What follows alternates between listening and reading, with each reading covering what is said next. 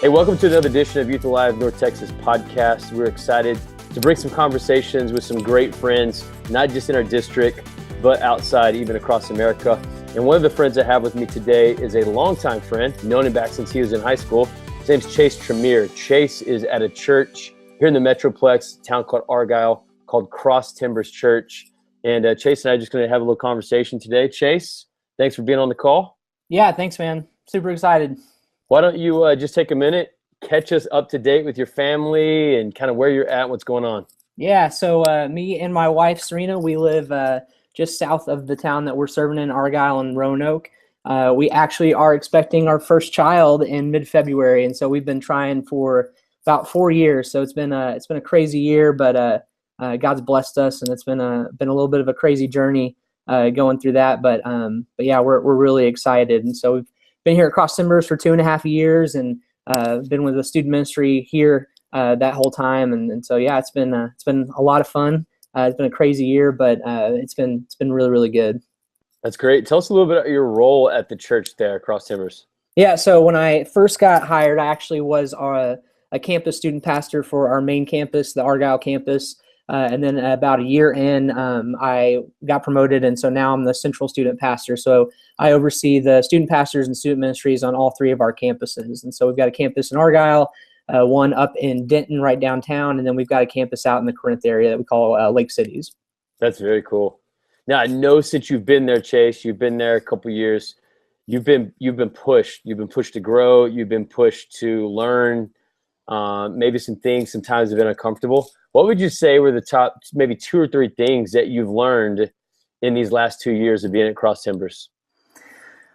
Yeah, I think one of the big ones for me was learning that, like, sometimes you do things for Jesus, you do things for the church that maybe like never pay you back. And that sounds really terrible maybe, but I had always been used to, if I do an event or if I go help out someone in the community, a school, that like we've got to gain something back from that. We've got to, there's got to be something that we gain because we paid for something, we spent something.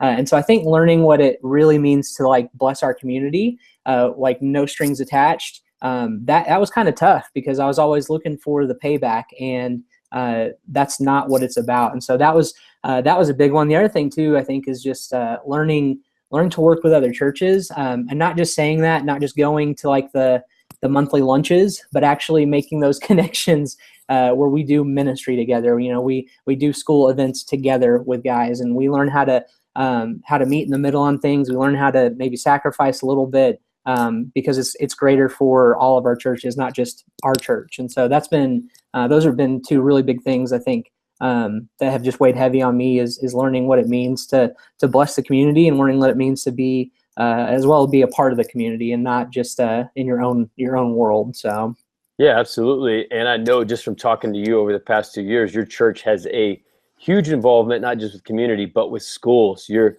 close to a couple of schools. I actually went to a basketball game one time to watch my niece play. And there you were announcing the girls' basketball game for Argyle High School. Tell us just a little bit about what you and your ministry does to help schools. Yeah, so that's those opportunities. They just come up. It's so funny.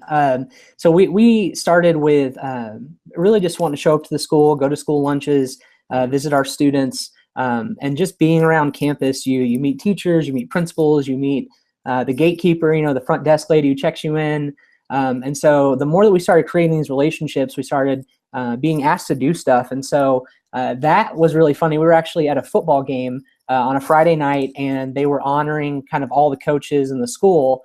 And we met the girls' basketball coach. And he just asked me and one of the other student pastors, he asked if we'd ever called a basketball game. And I had not. So I was not going to say yes. I was like, the dude that was with me was like, yeah, sure we have.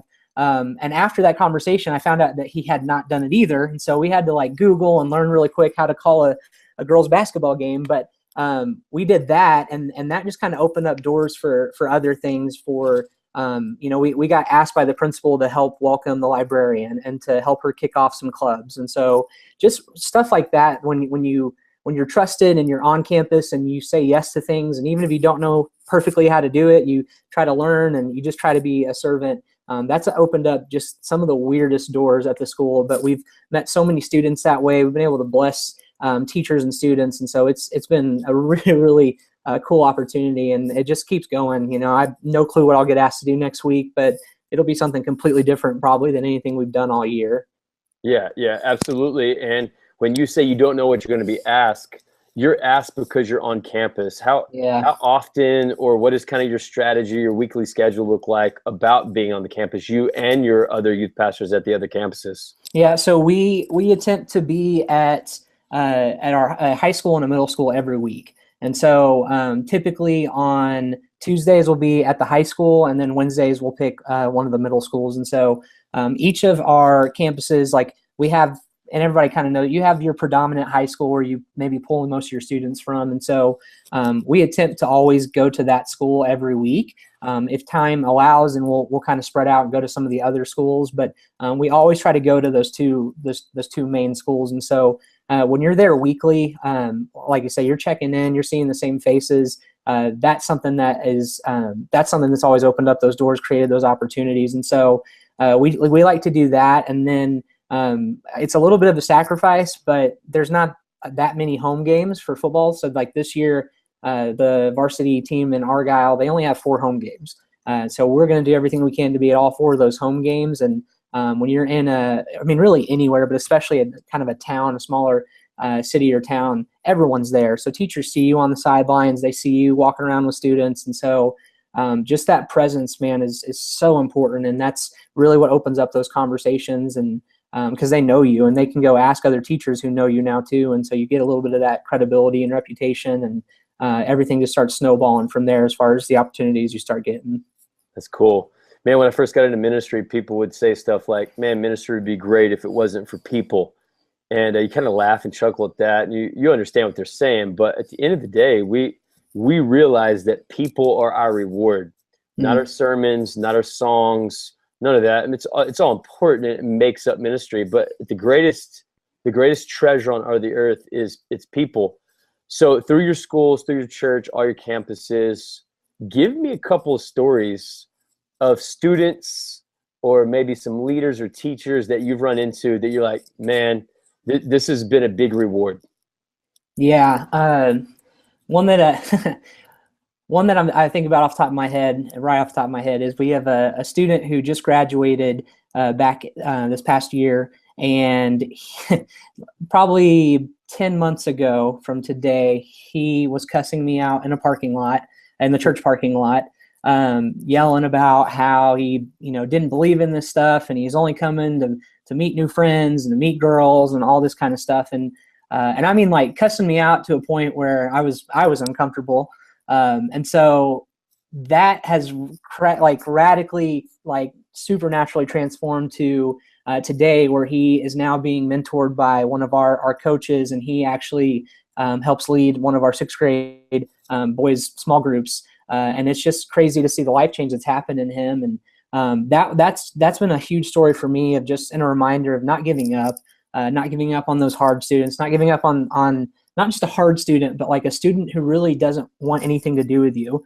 But seeing that we accepted him, we loved him, he kept coming back. He took a couple of weeks off after that. I think he was a little embarrassed, but when he came back, we opened up the doors, we opened up our arms and welcomed him back in. And obviously we had those conversations of, hey, you got to respect, you got to do this, but like at the end of the day, like we're not going to kick you out of church. That's not what it's about. And I think even just that comment to him changed the game for him, and he got baptized. Man, he's well on his way to becoming a really, really strong church leader. And so I think about him. I think about one of my leaders, one of my bosses. His name's Kent.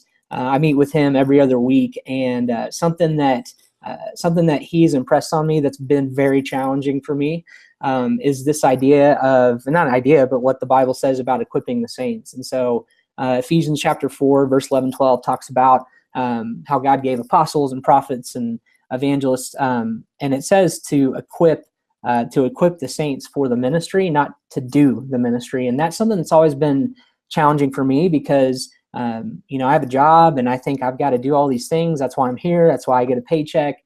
But really this idea of empowering leaders and empowering other people who who have been gifted as well, who God has blessed as well and given them a calling.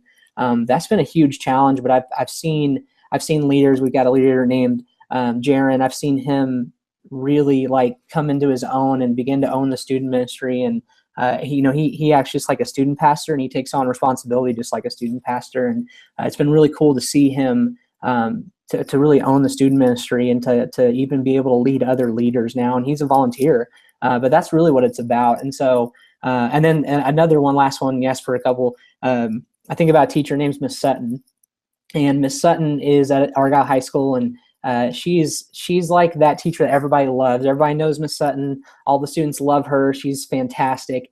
And so she was leading this club. She started this club called Challenge Day Club, and it was kind of this idea of she'd found some students who would come and want to eat lunch in her room, and it was students that had been bullied, students who maybe didn't want to go sit in the cafeteria just because they were kind of the easy targets to pick on.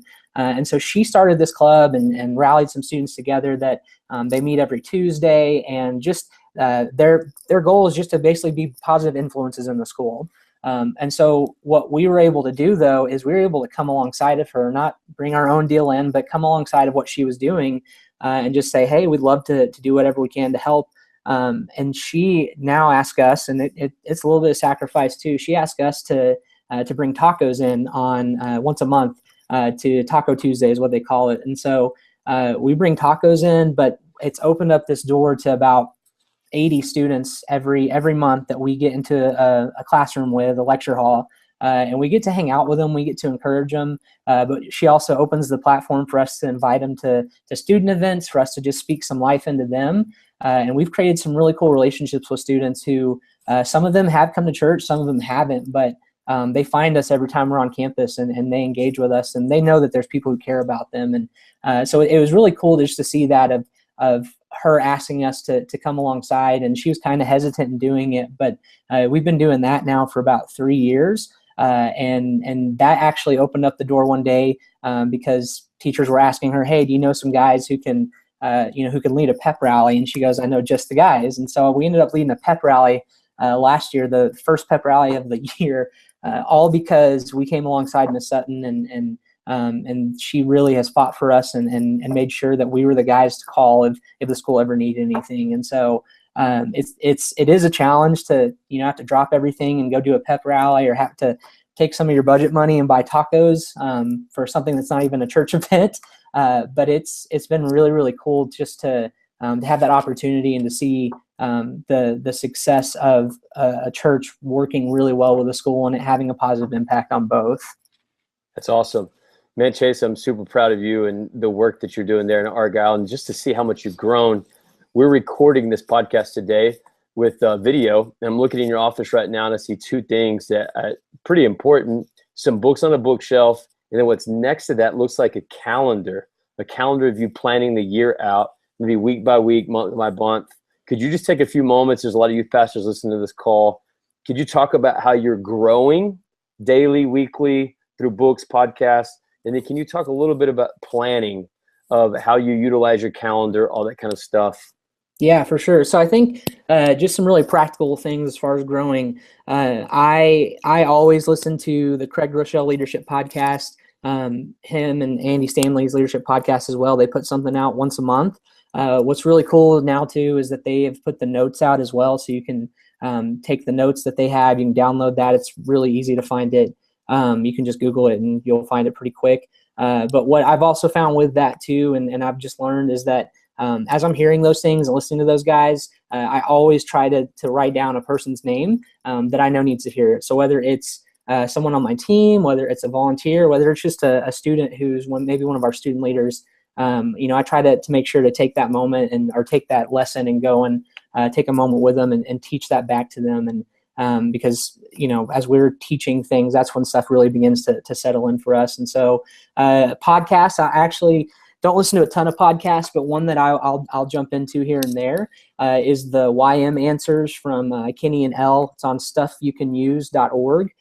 They have things from like just 8 crazy games that will work all the way to how to develop a small group leader infrastructure. And so they kind of have a little bit of everything for everyone. and they typically seem to be not know-it-alls. They're very humble, but they just have some things that they've seen work, and they try to share that. And so that's a big one, I think, for just resources. And then as far as just planning stuff, I would like to think that I'm the guy who plans like a year in advance, but I think a more natural way that have just found out over experience and time is, man, school semesters really help you as far as planning. So whether you're planning out your teaching schedule, whether you're planning out events, the natural flow of the school year really is the natural flow of our families all the time. And so I like to take things kind of a couple months ahead of a semester and sit down and try to go through and plan, okay, what is it that, we're going to teach this semester? What are the themes, or what are the things that we really want to hit on? And then I try to look and break that down even into the months of, okay, are there events, are there serving opportunities, or are there things we can do that are going to tie in with these teaching themes, or they're going to tie in with maybe something that the church is doing. And the thing that I have found out too, sometimes the hard way in the past, but I found out, man, your pastor and my pastor, our leaders, they have a plan, they have a vision of what's going to happen for the church for the year. And so before I even start planning my stuff, I try to get with them and say, okay, is there something that the whole church is going to want to do? Is there something that we're going to try to have everyone in the family be a part of? And so we'll take those things, and we typically have like a church-wide study that we do once to twice a year. And so I try to look at that and see, I try to get that there first, because that's what my pastor wants to do. And ultimately, man, he's our leader, and we're submitted to him, and he cares about students in the next generation. And so I try to plan those things out by semester, just because, being honest, when I've tried to do it a whole year, it's tough, and you kind of get to a place where you're like, well, none of this seems applicable anymore, and I don't know if this is going to work. And so I just try to take it a semester at a time, and that seemed to work really well with just with planning stuff on the calendar side of things. Love that. I used to do a very similar model. Used to plan it by season, spring, summer, and fall, kind of with that same school schedule. It's a very, very productive way to do it, Chase. Hey, one last thing before we get off this call. I want you to have a moment to give your hot sports opinion, to really, really speak into the lives of young leaders. Give your honest truth, something that's been burning in your heart that you want to share with all those people listening today as we close. Yeah. I think, I think the thing I would share is this: is the grass is not greener on the other side.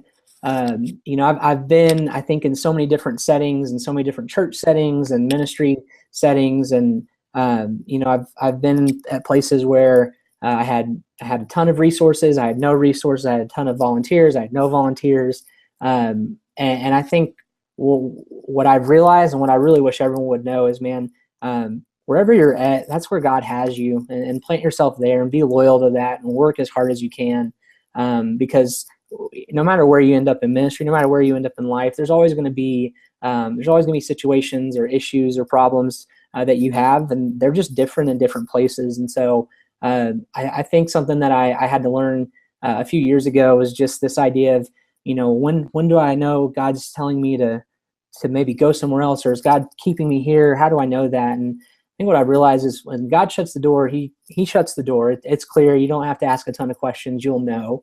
But until that time comes, man, you go 100%. You do everything you can to fight for students, to fight for families, to fight for the lost and the broken, and you don't stop until God stops you, and he will honor that, and he will bless that, and he'll protect you as well. He's got you in his hands, and he's going to protect you. But I think that's a big thing, man. There's never a golden place. There's never a position or a location or anything that's just everything's going to be the best, and it's never going to be an issue when I get there. That just doesn't exist. And I think I've really found a joy, and I've just found this honor and being the best minister, the best pastor I can be in the place that I'm at, and I'm going to keep doing that. And I know that's where the grass is green, is right here, right where I'm at right now. So, Chase, thanks for your hot sports opinion and being with us today on this call. You are truly, truly a hero, and we pray for you as you continue to go reach more students in your city. Thanks. Yeah, thanks guys. Love you.